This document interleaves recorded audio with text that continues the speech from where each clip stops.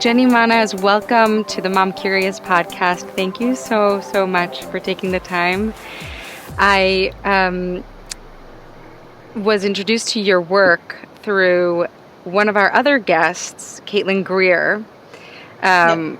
I know that you guys know each other from the education world. Or are you a teacher, or were you a teacher? I was a teacher for a little while in a past life, but that is not who I currently am. But yeah, we know each other from the education world. But you're a homeschool expert. Wouldn't that make you a teacher in and of itself, kind of?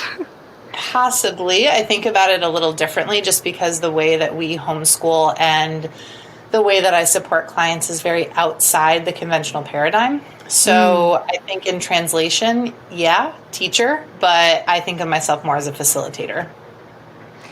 Well, if you could introduce yourself to the listener, I would be so grateful. Sure. I'm Jenny Manas, and I am a homeschool consultant. I kind of fell into that work. I've always worked with kids. I've worked in education for a number of years, including as a public school teacher for a short amount of time. And I fell into homeschool consulting after being thrown into the homeschool world unexpectedly and realizing I actually enjoyed the translation of what kids were doing with their time into language the DOE understands and respects. So I've done that now for, probably about 11 years now. And I've always done that alongside any other work that I've done. But I've worked in alternative schools, and I've worked in public schools, I've worked in daycares, but I'm now also staying at home with my 3 young children and homeschooling them as well. Amazing. What our executive producer, Laura, is obsessed with the New York school system. So this is like... Me too. Oh, you are too? Okay, well, good. Then you're on the right page. Well, you're obsessed with it, but not in like a great way. Is it? And maybe it's not New York. Maybe it's all of America. Maybe it's. You tell me. What are your impressions of the difference between school outside of the home and homeschool? Yeah, I'm fascinated by education in general. Just because I lived in Brooklyn when I was thrown into the homeschool world and then alternative education, I am fascinated by and very well versed on the New York City school system, and then than the other individual districts within New York. So I work with clients all over the state of New York. I have worked with clients throughout the rest of the country and internationally. So I find education, the concept of education, the concept of learning, the assumptions that we have culturally and even just as a human race come to agree upon what education and what learning looks like. I find it fascinating, like very fascinating. So I think that there are some really strong similarities between educating inside of a school system and educating at home or outside of a school system. And there are some really huge differences, which I'm sure we can get more into, but yeah, let's do it. Yeah, I'd love to hear your perspective, particularly since you worked in the school system. Yeah. So a lot of people talk about the school system right now as being broken. It's a very common refrain that the conventional school system is broken and it needs to be fixed. I actually happen to think that the conventional school system works exactly as designed.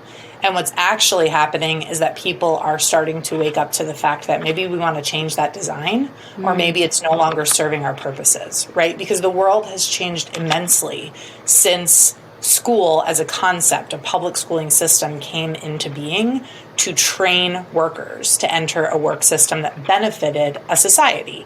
Right. And it benefited the community to have some basically educated people who could work and be productive and contribute to a community and a society, right? Yep. Our world has shifted and our education system has not really. We've tried out a few experiments. We've tried out some different ideas within that conventional system, but the basic system of having a basic education that trains you to have a basic job to be a productive member of society, and that being kind of like a main goal of that system, hasn't really changed. So I don't think the school system's broken. I think it works exactly as designed, and we have to decide if that's the design we actually want and if it's aiming for the right goals. But how is Educating outside of that system gives you more freedom. but how has the world changed so much? I mean, don't we want compliant people who work well, who make money? Oh, Don't that we? word compliant. I don't know about No, compliant. that's what I mean. That's what the Yeah. educational system is really asking for. Is Yeah. sit down, be quiet, ask the question when you raise your Yeah. hand, and be considerate to others.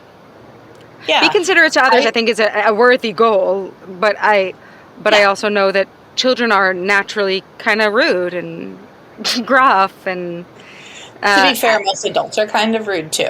Like that's also true. most of us can be gruff, and we make jokes about things like resting bitch face, right? Like we make jokes about those things as adults, but we actually don't allow kids to get away with that stuff in a We school really system. don't. So it's really interesting that like we have this training program, which used to be from the age of 5 or 6, but now it's really from the age of 4, 3, 2, Too. 1. I mean, there's a It twos really, program, really twos programs. I mean, yeah, in the Montessori method, they start at 18 months.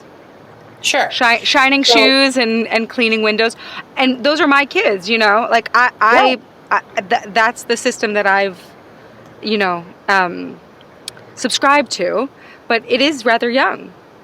it is. But the things you just described are actually learning how to function in a world that they will inherit, right? Whereas, like the conventional school system, when as an adult are we ever in a room with 29 other people, give or take, who are all born within 10 months of us? It's like not a thing, right? So, are we actually in the environment we're putting them in? Are we actually training them to learn how to inherit the world that they're going to inherit? And one of the ways you asked, how has the world changed? Technology. Right. That's one of the main ways that it's changed. And are we actually giving our kids the tools, not only to use the technology, but to navigate it intentionally? And in a school setting, yes, they use technology. There's no question that they're using computers, but you also have to ask which kids are getting allowed to use computers, which kids are getting access to the latest technology, right? And which kids are being told that technology is a waste of time, or it's a brain drain, or it's, right? Whoa, I But need you that's to the go world we're into going to that. inherit. I need you to explain that to me. Which kids are getting the technology, and which, I mean, tell me. I mean, not all kids. We have an assumption in the United States that public school is equitable across the board. That is how it's supposed to be. That's how it is in its best form designed to be. And it's why I say I'm actually not anti-public school education as a concept. I don't think it's implemented in a way that serves children and families, which is a piece that often gets missed, right? So we send our kids to a school and they are gone for 6 to 8 hours a day, and they come home for dinner 5 days a week, and then we see them on weekends, and then they go off again and parents go to work.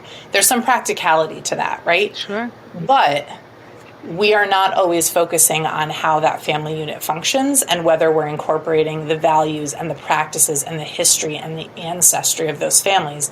And you see that most starkly with students who are not white. That happens a lot, where we've recently heard a lot about curriculums not incorporating those stories, histories, ancestors, and values. And the same thing happens with technology. So I was a public school teacher for a little while in special education in Brownsville, New York, which anyone who lives in New York City will know that that is not an affluent neighborhood. And those students, my students, were not getting access to technology or books the way that kids in Tribeca are. And that continues, and that has not changed. And New York City is one of the most racially segregated school systems in the entire country, which we don't like to talk about as New Yorkers, but it is. And No, I when want you to talk about it. I want to talk about it.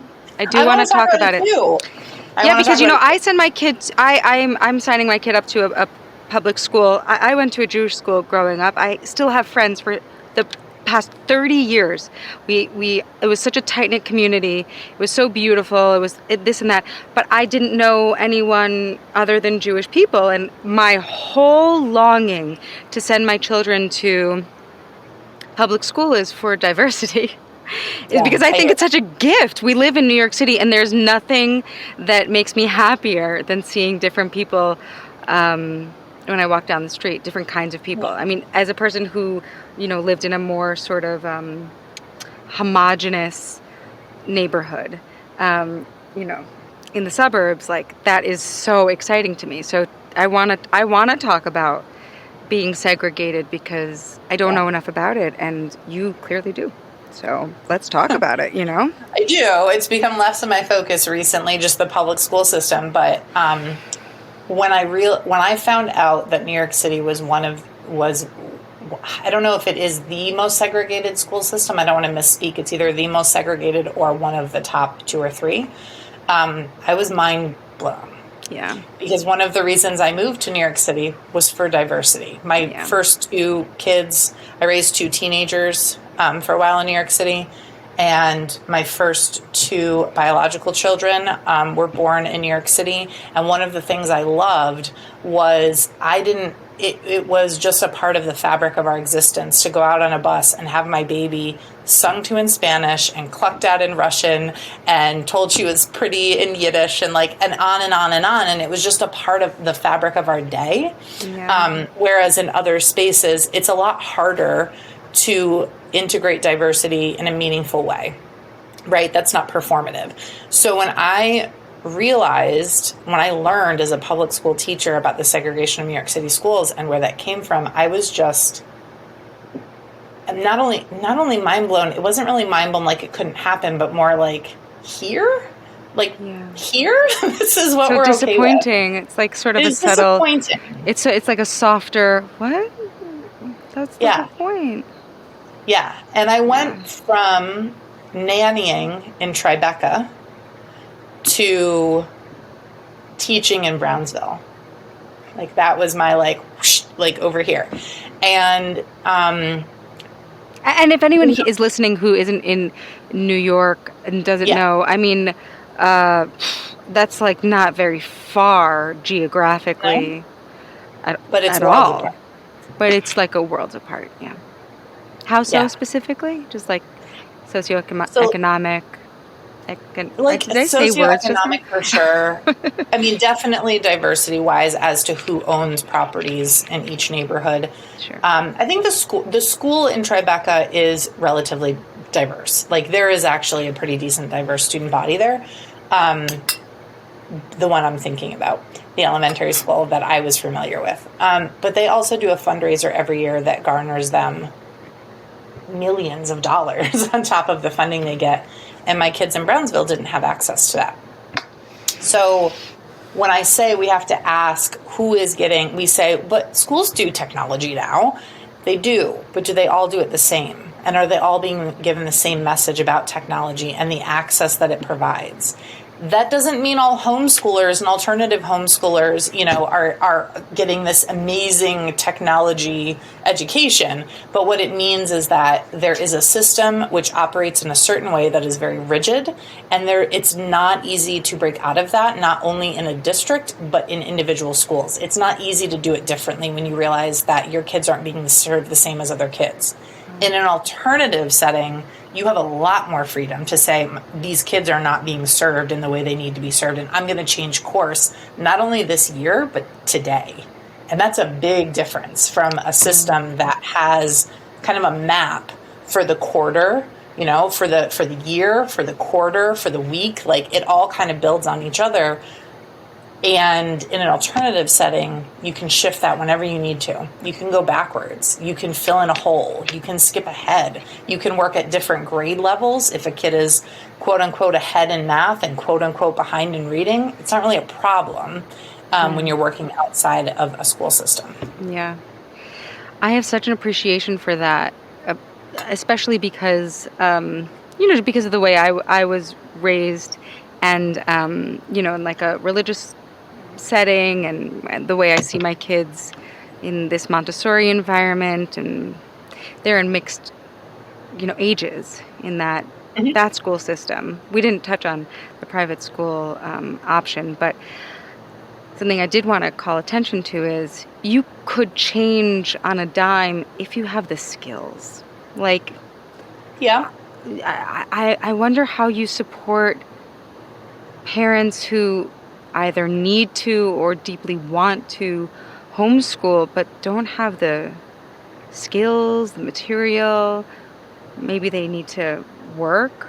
How does that even possible?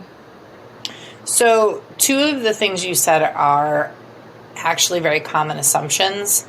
One of them is very common and practical and actually does need to be addressed, and that's parents who need to work. I work with many families where the parents work full time, be they a single parent or a two parent household or a multi generational household. The parents and the adults still have to work.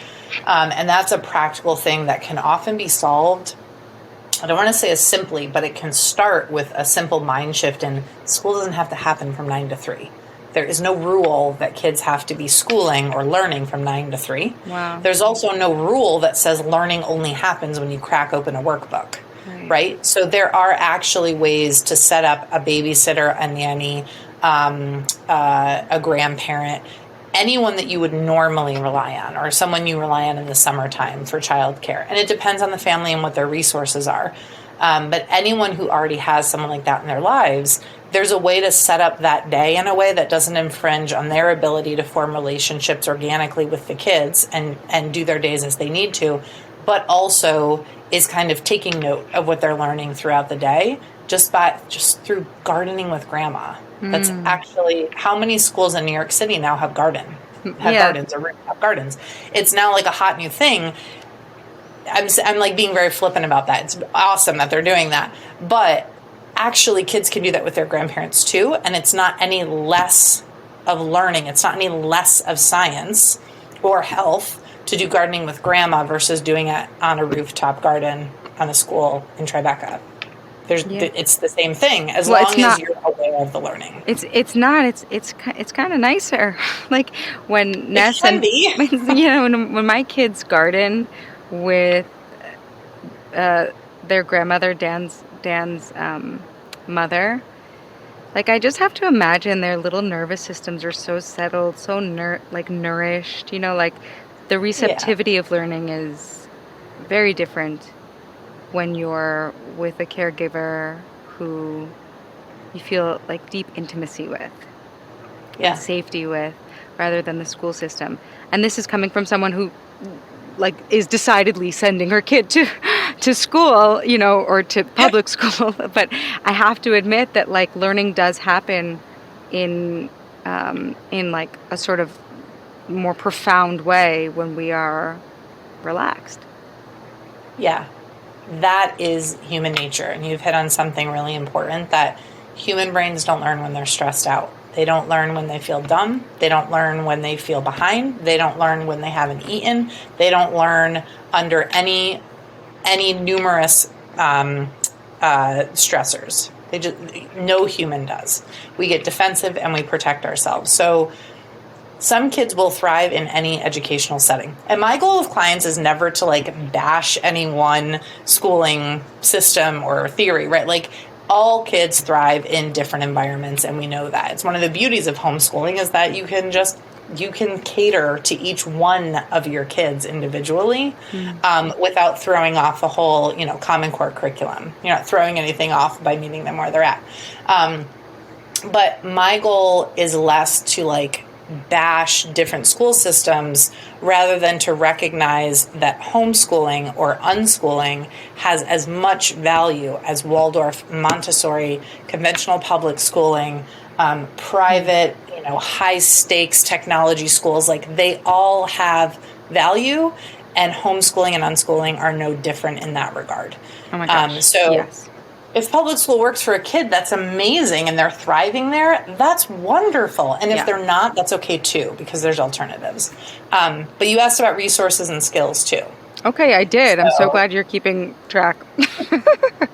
They're just common questions. So resources can actually be found anywhere. So we talked about gardening with grandma. That's a resource. People are resources, right? So if you have people in your family who are lawyers, or you have people in your family who are garbage collectors, or you have people in your family who are mail people, those are resources. They can teach about the things they know just as well, if not better, than having a kid crack open a book and learn about how the mail system works, right? Yep.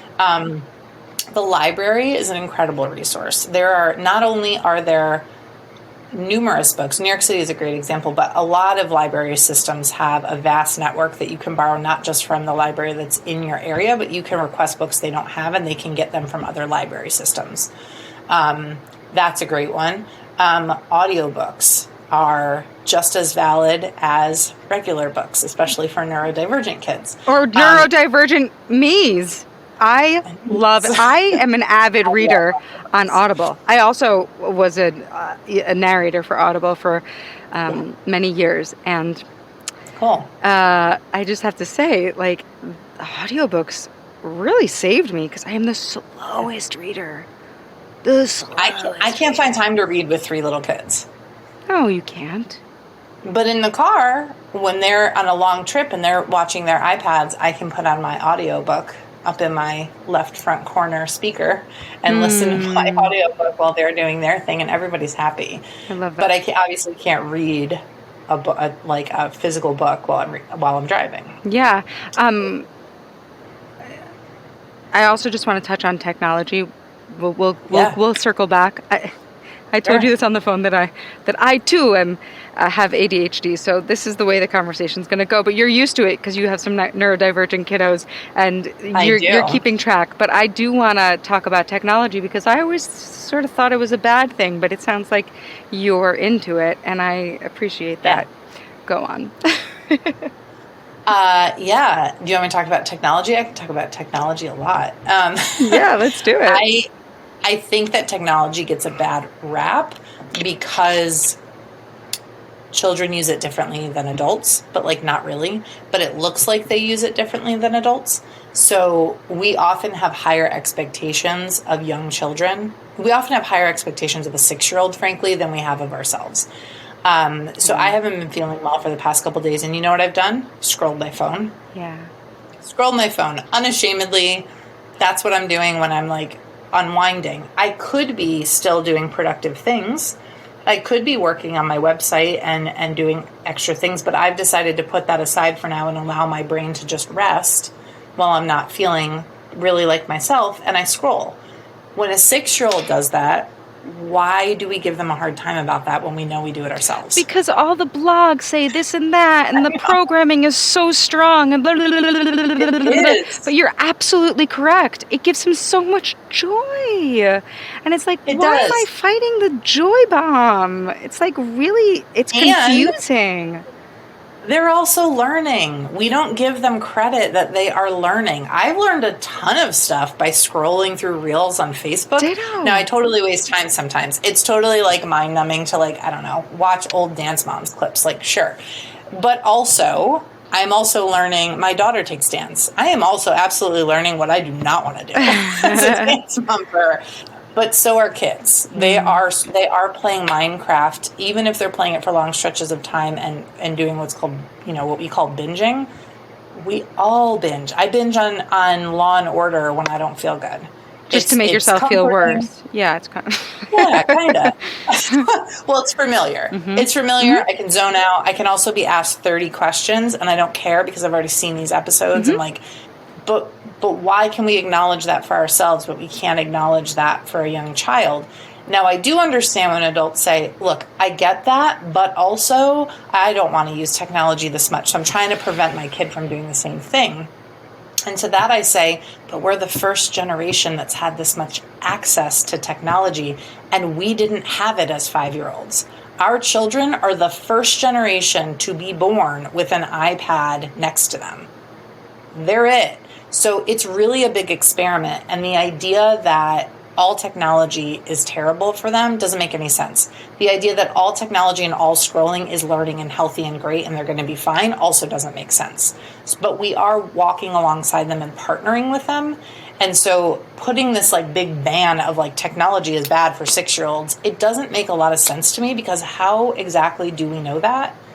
There's never been a generation before them that has done this and has had this much access, right? So is it the technology, or is it the access within it that we are not sure how to navigate with them? And if that's the case, then how can we kind of shift our narrative so that they're getting the practice and the learning, and we're getting the practice and the security of saying, I'm learning how to navigate this well. I'm not just putting up blocks and saying it's bad.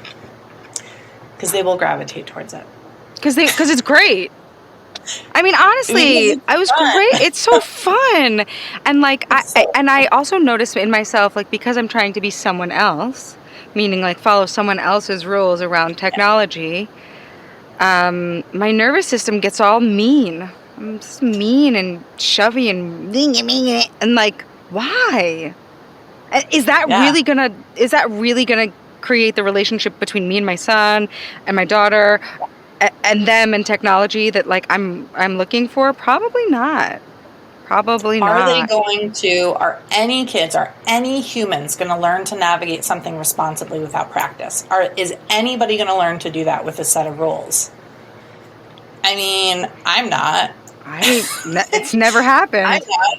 It's literally never happened ever before. Wow, Jenny, you just blew my mind, and I really thank you for that. Bye.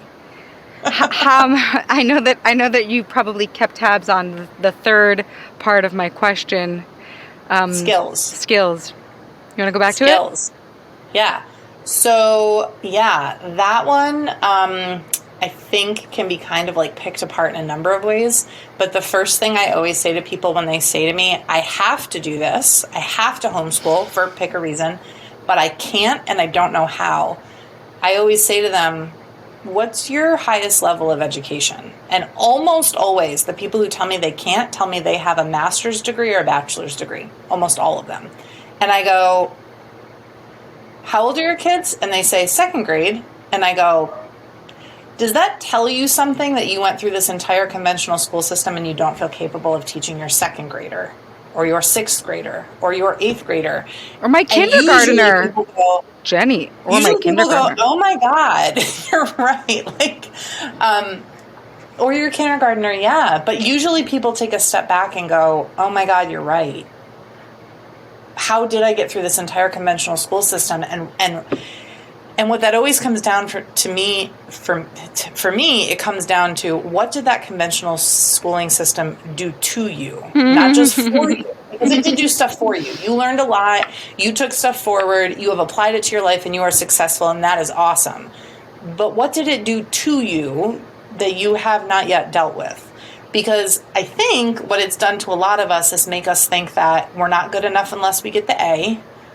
Anything less than an A might be good enough, but it's not necessarily our best. We are not necessarily living up to our potential unless someone outside of us tells us we're living up to our potential. We need someone above us on a hierarchy to tell us we're on the right path, doing the right thing, doing it the right way. So what does that do to a human who now is faced with a 5-year-old who says, I don't want to learn to read, and you fold and you just go, I can't do it?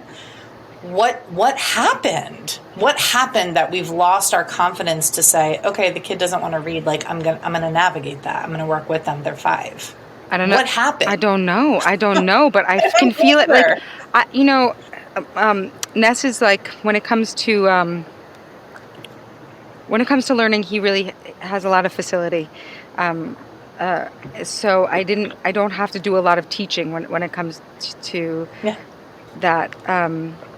But my frustration tolerance is like non-existent. That's my issue. And don't say you two. That's impossible. Come on. No, it's really true. No, here's the thing. Everybody assumes that I'm like the homeschooling maven and I've just got it down. I feel ragey when my kid cannot understand the concept of money, just like anybody else. Right. Thank you for saying that. Thank you for It's saying true. that. Well, because you're a human being, and so am I. And also, you know what that rage was? That was the rage put on us when we were. That's what that is. That's called intergenerational rage. Yep. Because we have even though the software, I don't know, one of the bits of us knows, they don't know. Of course they don't know. the Right. hardware, the like, I don't know, the imprinted Yeah. experience of teachers and elders who just were so frustrated or overwhelmed themselves, Totally. really is like expressing itself in those moments. And like the fact that you can own it and say it out loud is Yeah. like, and like, I just love you for that. Just love you for Yeah. that. That you can own it and say it out loud, shame free, and you're like, what has shame ever done for me, or for my Not a kids, or lot. for literally society ever? Nothing. Not a lot. I mean, like, I think that I'm aware of my baggage from conventional schooling in a way that I won't say, all people aren't. I This think is your that job. most people, when it's my job. I eat, sleep, and breathe homeschooling and alternative education. I eat, sleep, and breathe talking people through these moments of uncertainty. And it's so much easier to see it as an outside person to say, you have a doctorate. You can teach your fifth graders science. If that's what you choose, if that's the method you choose, you can do this. But I went through the conventional school system and I refuse to teach my kids money and time. I refuse. Because It those are makes me trigger way points. too ragey. I don't know why. It wasn't like super hard for me, but like maybe that's why. But that doesn't mean they don't learn it. It means that I know what my limitations are and I excuse myself and I find them a different resource to learn that. That's so cool. And I don't feel bad about it. That's the difference. I don't feel bad about it. How did you get like that? Trial and error and practice. No, the not Um, feeling bad about it. I just like Trial and error. oh, that. Okay, great. Okay, we were still talking about the same thing. Cool. And I need to know the difference between homeschool and unschool. Totally. So, homeschooling is like an umbrella term, and so think about like talking about education, but with underneath that umbrella that's called education, you have public school, private school of any numerous bents, Waldorf, Montessori. I just had another one that just flew out of my head, but you have Like a lot of Reggio different. Emilia. That was it, Reggio Emilia. I'm here for you. I got your back. Thank you. There are a number of philosophies and methodologies under that umbrella. So, homeschooling is an umbrella term that does not encapsulate what everybody actually does. If you were to talk to 100 homeschoolers, like 100 families, you would get 100 different answers to how they homeschool and what works for them. Some of them incorporate Waldorf, Montessori, Reggio Emilia. Like some of them incorporate, some of them do schooling at the table. They open workbooks and they do very much what looks like desk work at their kitchen table. Then there are homeschoolers who unschool. Unschool is actually one type of self-directed learning. So self-directed learning is a trust-based philosophy that basically says the parent and the child are working in partnership, and it is the child who knows best what they need to learn at any given time and who they need to learn it with.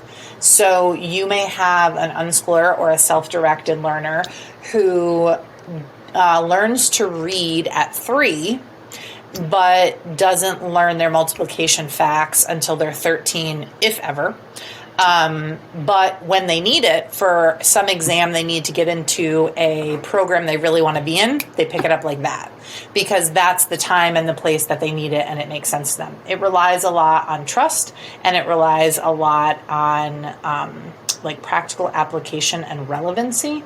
So if learning is not relevant to the learner, it's not going to stick, is like a very big tenet of the self-directed philosophy or the unschooling philosophy. Oh my God, Jenny. I have a really vivid memory of like being in 4th grade and I just kept asking the teacher, why do I need to know this? And they would be like, not again. And I was like, every day I'd say, why do I need to know this? But I have a calculator. I see the map. Why do I have to know this? Wow.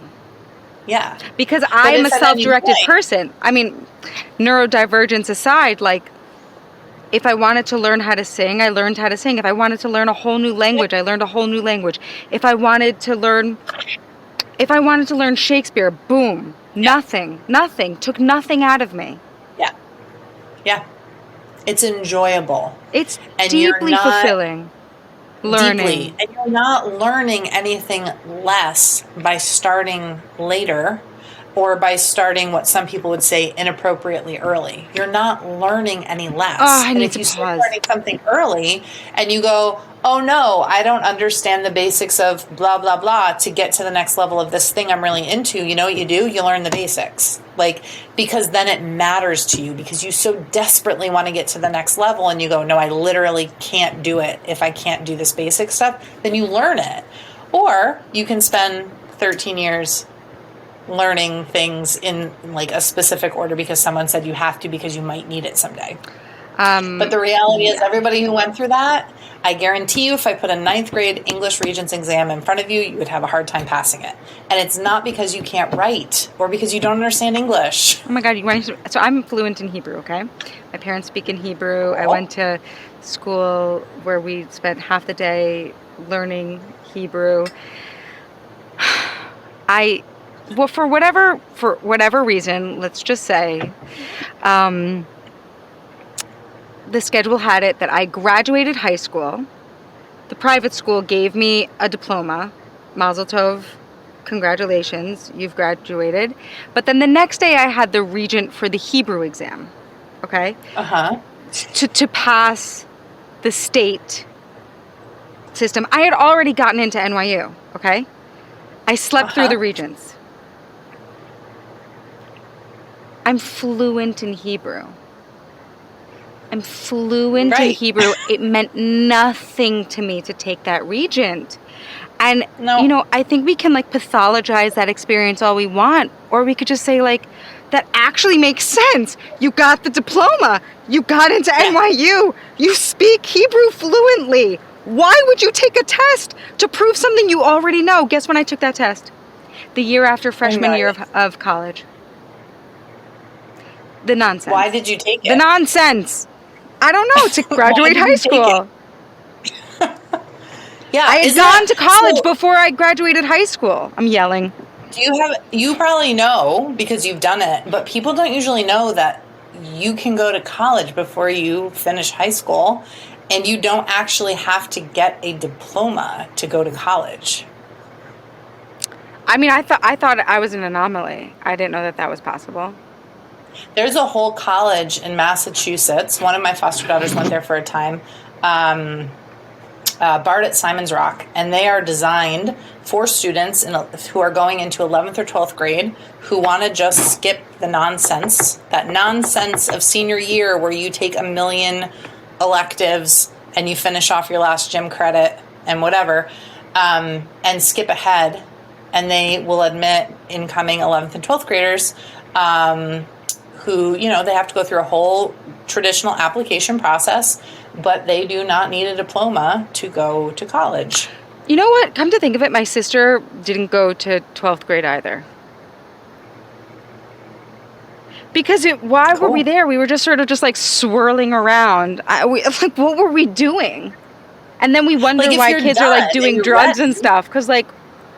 Because this human spirit needs an outlet. Like we need to feel like what we're doing is worth doing. You need to feel like your existence is meaningful. And no matter how old you are. No matter how old you are. And that for me is like, it's like such a core reason that I homeschool my kids, because I want them to know that every day their existence matters and that they are whole people right now. They're not training to be adults. My kids are people right now. They are community members and they are contributing community members right now. And that's not tied to their paycheck. It's not tied to what job they get. They are already part of a community. And I want them to know that every day. That doesn't mean kids can't learn that in a public school system, but I think it's a lot harder when we send them off to be with other kids that are their exact same age and tell them what to do all day, every day, including when to eat, when to pee, when to drink water, when to move their bodies. And it's like the crux of why I homeschool is that I don't want them to think that nothing is meaningful until they get that degree and that job. I don't want that for them. Well, it's What a if they lie. don't make it? You don't want to lie to them. It's a lie, How but many what of if they us, don't make it? how many of us like got the job, got the guy, got Yeah, the diploma, the got house, the, whatever. got the gig. We got it all. And then we're like, why, what happened? It still feels like not great. I Yeah. still don't feel great. Yeah. Because it's a lie. It's a lie Yeah. that will ever arrive. Right? There's no destination here. Like life is an entire journey, and it's so cliche, but it's so true. Yeah. And you never actually know where your exit ramp is. You have no idea. And you also don't know if you're going to take a lot of like false exit ramps, but you never actually know when that journey is going to end. I cannot, it's like people think it's morbid, but I'm not being morbid to say, I don't know if my kids are going to live to be 97 or 16. I have no idea. And if I was told that I had one more year left with my kids, would I send them to school? Nope, sure wouldn't. I would do things a lot different, and I would have them with me, and I would be much more worried about their internal awareness and compass of their innate value for the time that they're here, and their happiness and their joy and their connection. So when people say to me like, can my kid get into college? The answer is yes. And also, why do you care? Right? Like they can. Of course Well, they college can. is fun. Homeschoolers go to college all the time. College is it's fun. awesome.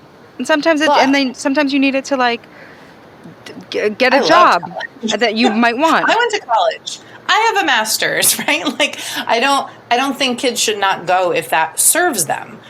But why is that the like number one question we're asking, especially when our kids are 6 and 7? Well, I think I know. Why are we not saying, will my kid be happy? Right. Well, I think I know because I think we were taught that our kid will be happy when they're accepted, when they're like everybody else. That's the way our parents really believed. They really believed that.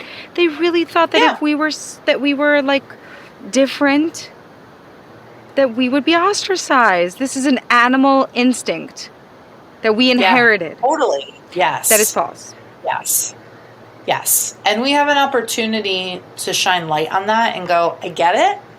And I actually don't want to live by that anymore. So cool. How did you come to this, to homeschooling? So I had 2 foster daughters, 2 really lovely young women who I took care of for a while. And one of them came by choice, and one of them came not by choice. And the one who came not by choice was really and truly not able to function in a conventional schooling system in a safe way. And I use safe on a myriad of levels. And so I was kind of thrust into homeschooling as a new public school teacher in this system that I was like, I can do this. I can make a difference. And then I'm looking at this kid going, oh, this is not going to work. So I got thrust into homeschooling unexpectedly, and it turned out to be the greatest unexpected off-ramp that I have ever encountered. And it's really changed the course of my life and my children's lives. Wow. Can you tell me more about the foster experience? I think I mentioned to you on the phone before, before, when we first met, just that it's hard to find a foster mom to come on the show. And I have so much compassion for that experience. I know your kids are older now, and I wouldn't ever ask about them, actually. I'm curious about your experience, particularly, for the audience who might be interested in fostering. Yeah. So my foster experience was familial, which means they were both placed with me. Their families asked me to take care of them before any sort of social services or social workers got involved. So it is different in that I had a lot more freedom to make choices for them and with them. And I also had what I call a luxury of being in contact with their families who cared very deeply about them. And I think that I can't speak for all foster parents, but I can say that I think something that gets lost in the foster adoption conversation is the inherent grief and loss that happens for these kids. Even for my foster daughter who came by choice, who is an amazing woman right now and is now a mom herself, and an amazing one. She wasn't with her family or her brothers during the week at all, ever. And for a while, she went back to visit her family every weekend for hours on a bus. And even though she was doing something she wanted to do and pursuing a dream for herself, and she was a participant in that choice and in that path, there's still a grief and a loss that she's not living that nuclear family life that she and her parents had envisioned when she was born, right? Like for her whole life, she just assumed she would like live in this nuclear family and like grow up and graduate and do the whole thing. And then she made this different choice, and it was exciting and sad. And there's often like there's not enough attention paid to that grief, that sadness, that loss. And sometimes it feels threatening to the joy and the positivity and the relationship building on the other side, but it's not. Like they can live in tandem. Both can be true. So just say to anyone who's like looking to foster that just like knowing that there's like a level of grief and sadness there. And it's wonderful to form those connections with these kids. It's also a big responsibility to make sure that they have the outlets to like express that grief as well. Yeah. And you did mention that as foster parents, we're never going to save them. It's not No. we can't ever save any human being from their own life No. experience. No, saving someone is just, it's like problematic on like many levels, but unless you're pulling someone out of the water from drowning, physically and literally, you can't save someone. I mean, ultimately you have influence, you have relationship, you have care and love and kindness and boundaries, and it plays out how it plays out. Why is it so hard for people to talk about fostering? Why is it so private? These kids need their privacy. So these kids need their privacy, like very much so. So I won't talk about my foster daughter's like private life other than to say one of them's a mom and she's an awesome mom. But like, you know, I'm not going to give you details of her like family or her personal life or whatever. But even in their past, these kids need to be allowed not only privacy, but they need to be allowed to change and grow. And so some of these kids are going to enter foster care with a myriad of what people will recognize as problems or as things that are quote unquote wrong with them. But those labels are so pressure filled and they don't allow these kids to like grow into the people that they choose to be. So I think that that's part of it, is just privacy and space and a protectiveness around not pegging these kids as bad kids. There is a stigma with foster kids, whether we like it or not, there's a stigma. Okay. And so that's part of it. And there's also rules for anyone working with social workers. There's rules around what you can talk about and can't talk about. But also I think that any good foster parent does know there's an ickiness to celebrating being a foster parent because of that grief and that loss. Mm-hmm.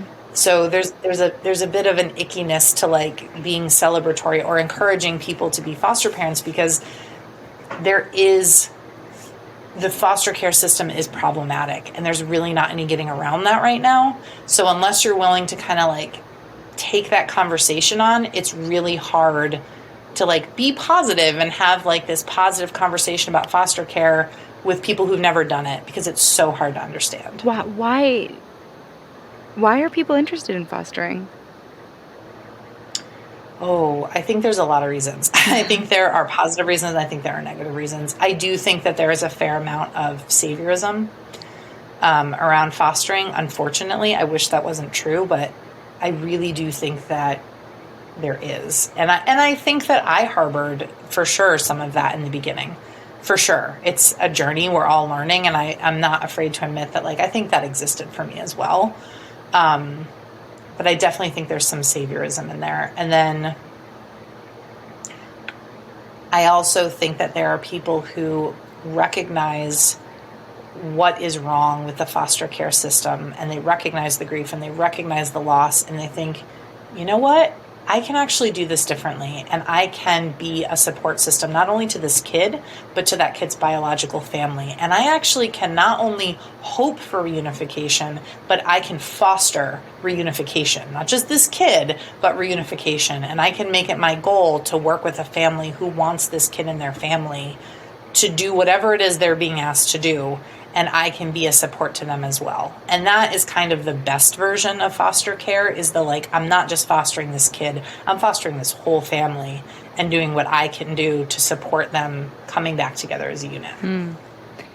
It goes back to your conversation around education also, that, like, you're not just educating the kid, you're huge, the school or the teachers or tutors or babysitters, or you're not just taking care of that one child. That one child is a huge part of a larger system, which is a family. Yeah. Yeah. They do not exist in a vacuum, and whatever happened to them and around them did not happen in a vacuum.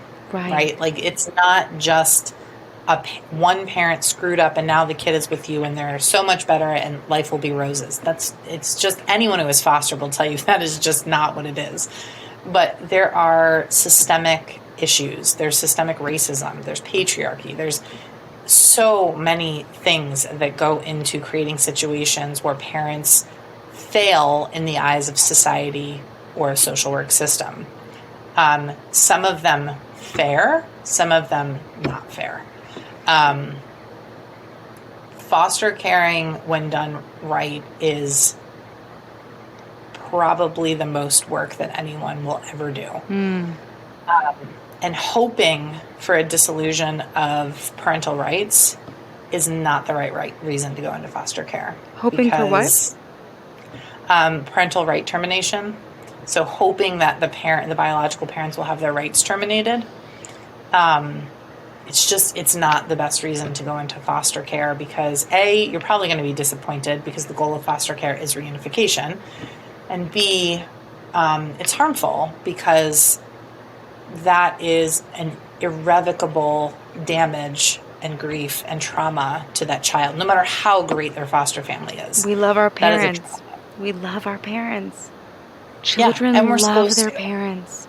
I mean, there's just like almost nothing they can do to stop that. Anyone. Children love their parents. You know, even like adult children who are angry at their parents, why are they so angry? They love them. Because they're attached and they love them. Yeah, love them. And we're supposed to. The human race wouldn't have survived this long if we had no attachment to the people who came before us. Wow. So fostering is the hardest thing anyone can do. Harder than homeschooling. Yeah, by a lot. You're like, homeschooling isn't hard. It's fun. I'm telling you. Homeschooling I can take days off of. Homeschooling I can say, it's movie day. That doesn't mean they're not learning, but I'm not participating today because I'm sick, because the baby's crying, because whatever. Fostering, you don't get a day off. Right, yeah. You constantly have to be aware of how trauma is showing up and how you're showing up in that narrative. Yeah. It's constant. I'm wondering if I missed anything on that conversation, because the truth is that you may be the only one I'll get to talk to about this, partially because social services never got involved with you, right? Right. Yeah, that's part of it. I think that if you had asked me, like, even 6 years ago, like right before my daughter was born, I probably would have been hesitant, because I wouldn't have been able to put my finger on it, but I wouldn't have quite worked through what my awareness of the ickiness in foster care was, and what might not have had the words fully to talk about the grief and the sadness and the trauma. even for kids, even like my foster, she's my foster, they're both my foster daughters, but the one who came by choice, she's still my foster daughter because that's just what the term is. But people hear foster daughter and they think something went wrong, something bad happened. Nothing bad happened. She made a choice and her family made a choice, and they did it together and in support and in love. And this was the right decision for her in that moment. Totally. And it was positive, but there was still grief. Yeah.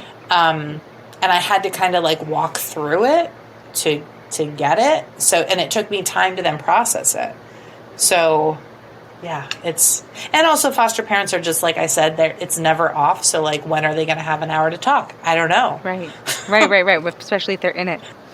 Thank you so much for being open about that. We're nearly at time, and you have been so generous with us in your knowledge. I'm wondering if there are any parting words around education. I know we didn't touch on neurodiversity, but if you wanted to shed some light there, I am all ears. The floor is yours. I won't dwell on neurodiversity so much as I will say that, if a child or a family or a parent or a caregiver, a guardian, feels like the school system, whatever it is, public, private, or otherwise, is not working, you are not stuck. And there are options, and you can do something different. And I think that's like the biggest gift that I can give people, is to say, you have options. They do not all have to cost a fortune. You do not have to be super privileged. I am not. Our family is not super privileged in some ways. And you can do it. Like, there are ways to build your confidence and to shift your thinking around education so that you can not only serve your children, but you can do it in a way that feels good and positive and intentional, right? Like, that's kind of the big takeaway of educating outside of the system is, are you making an intentional choice? And there are ways to make intentional choices in and out of the system. And for New York families, if you are interested in making those changes, you can check out my website and my membership group. You have a membership group? I do. I am just starting it. It is about to launch. I have a list of people who are interested in knowing when the launch happens, but it's going to be like in the next couple days, the membership signups are going to happen. And our first conversation is going to be about the IHIP, which is the first major piece of paperwork for homeschool families in New York. Amazing. Where can they find you? nyhomeschoolhelp.com. Are you on Instagram or Facebook? I am on Instagram. I am on some of the social media and not all of the social media. Oh, good. I am on Instagram. And my my handle right there right now is Free Spirited Childhood. And yeah, I was a photographer like in another lifetime. I still do it for fun. I still document self-directed educations. Cool. But that Instagram is a marriage of photography, which I just love, and alternative homeschooling education. Gosh. Thank you for all of it. Thank you for your generosity. Thank you for giving me the permission slip to use technology. Thank you. Thank you for holding space for my decisions as, a peer, and sending my kid to school. Like, there's such a judgment-free,